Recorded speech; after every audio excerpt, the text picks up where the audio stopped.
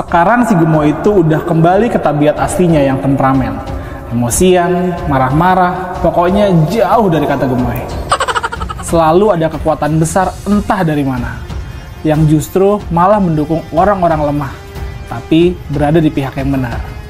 Udah beberapa hari ini namanya jadi trending topik di sosial media, karena dia dinilai melecehkan sholat demi mendukung Prabowo. Entah mendukung atau menjilat dia, yang jelas lebay banget. Yang namanya institusi negara kan dibiayai pakai uang rakyat. Masa di forum itu dia bisa-bisanya sih ngelakuin kampanye terselubung? What? Indonesia tanah air beta, pusaka abadi nan jaya. Dilakukan oleh Prabowo dan timnya belakangan ini ngebuat gue jadi berpikir nih, ada apa ya? Pasangan yang didukung oleh kekuatan logistik yang unlimited dan kabarnya juga nih didukung oleh jaringan-jaringan kekuasaan, sekarang sepertinya sedang terpuruk akibat perbuatannya sendiri. Image yang selama ini dicitrakan Gemoy hancur dalam sekejap. Sekarang si Gemoy itu udah kembali ke tabiat aslinya yang temperamen. Emosian, marah-marah, pokoknya jauh dari kata Gemoy. Mengenai fenomena ini, jujur, gue sering ngobrol-ngobrol di warung kopi sama beberapa teman gue nih. Dari hasil kongko-kongko gue nih, ya menilai semesta sedang bekerja. Ini nggak ada penjelasan rasional ya. Karena di saat kita berhadapan dengan kekuasaan, apa sih yang bisa kita lakukan? Nggak banyak kan? Usaha terakhir ya berdoa sambil pasrah. Tapi terkadang disitulah titik baliknya. Saat kita sudah merasa nggak punya kekuatan lagi, sudah nggak tahu nih mau ngapain lagi, selalu ada kekuatan besar entah dari mana, yang justru malah mendukung orang-orang lemah, tapi berada di pihak yang benar. Ngomong-ngomong soal blunder, barusan aja kejadian lagi blunder besar dari timnya Prabowo. Lu tahu kan? Zulkifli Hasan atau Zulhas, Menteri Perdagangan. Udah beberapa hari ini namanya jadi trending topik di sosial media, karena dia dinilai melecehkan sholat demi mendukung Prabowo. Entah mendukung atau menjilat dia, yang jelas lebay banget. Dia bilang umat Islam ada yang nggak mau bilang amin setelah baca Al-Fatihah. Terus pas tahiyat terakhir nunjuknya pakai 2 jari. Itu kan lebay banget ya. Dia tarik urusan agama ke ranah politik. Dan parahnya, dia ngomongin itu di acara Kementerian Perdagangan. Gila nggak tuh? Yang namanya institusi negara kan dibiayai pakai uang rakyat. Masa di forum itu dia bisa-bisanya sih ngelakuin kampanye terselubung? Ya, sorry to say nih ya. Buat gue itu kampanye terselubung.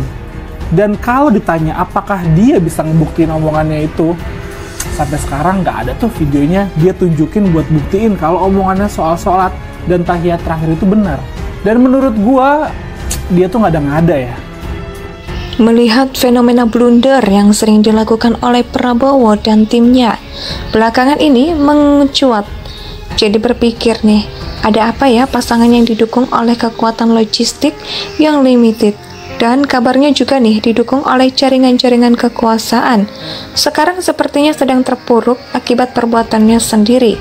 Image yang selama ini dicitrakan Gemoy hancur dalam sekejap. Sekarang si Gemoy itu udah kembali ke tabiat aslinya, yang temperamen, emosian, marah-marah, pokoknya jauh dari kata Gemoy.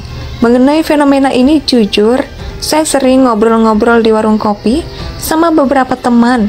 Dari hasil kongko-kongko gue nih, ya menilai semesta sedang bekerja nih. Gak ada penjelasan rasional. Ya karena di saat kita berhadapan dengan kekuasaan, apa sih yang bisa kita lakukan? Gak banyak kan? Usaha terakhir ya berdoa sambil pasrah. Tapi terkadang disitulah titik baliknya. Saat kita sudah merasa gak punya kekuatan lagi, sudah gak tahu nih mau ngapain lagi, selalu ada kekuatan besar entah dari mana yang justru malah mendukung orang-orang lemah, tapi berada di pihak yang benar. Gue nggak yakin kalau sampai segitunya umat Islam untuk mendukung jagoannya. Gue pendukung Ganjar, gue Muslim. Kalau gue sholat ya normal-normal aja. By the way, emang aliran Islam yang mana sih yang ngajarin nunjuk 2 jari pas tahiyat. Apakah Zulhas punya mazhab sendiri?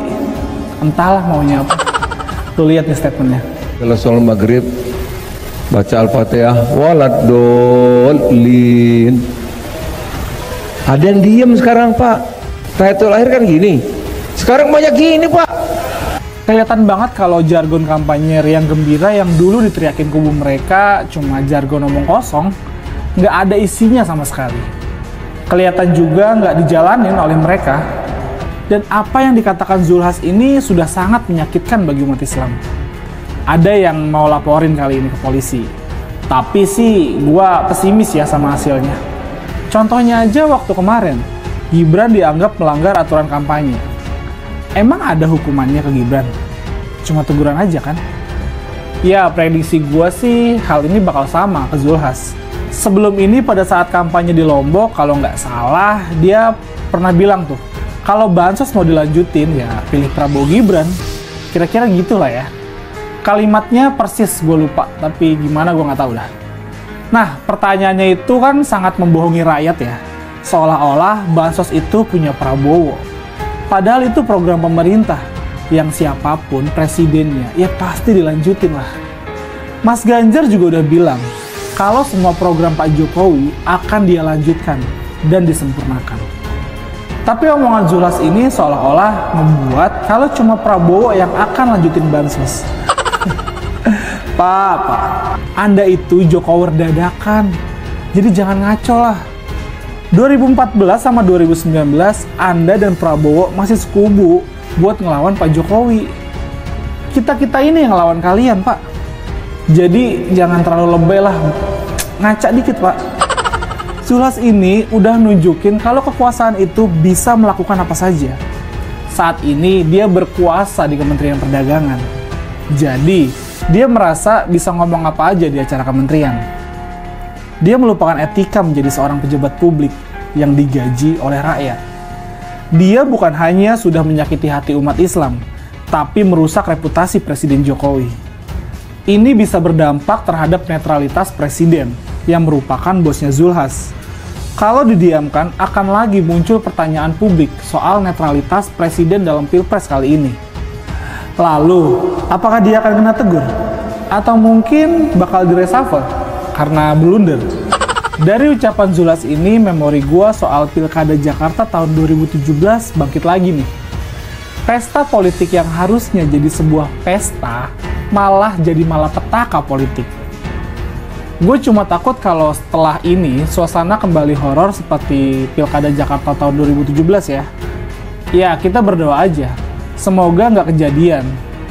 Yang agak sedikit melegakan ya, karena biang kerok pergolakan politik waktu itu kayak Fadlizon, Fahri Hamzah, Haikal Hasan, Ahmad Dhani, bahkan Prabowo sekarang sekubu sama Zulhas. Kan nggak mungkin tuh mereka bikin demo besar-besaran kayak 212 buat menangkap Zulhas kan? Indonesia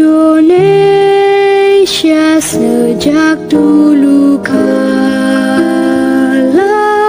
tetap dipuja-puja bangsa.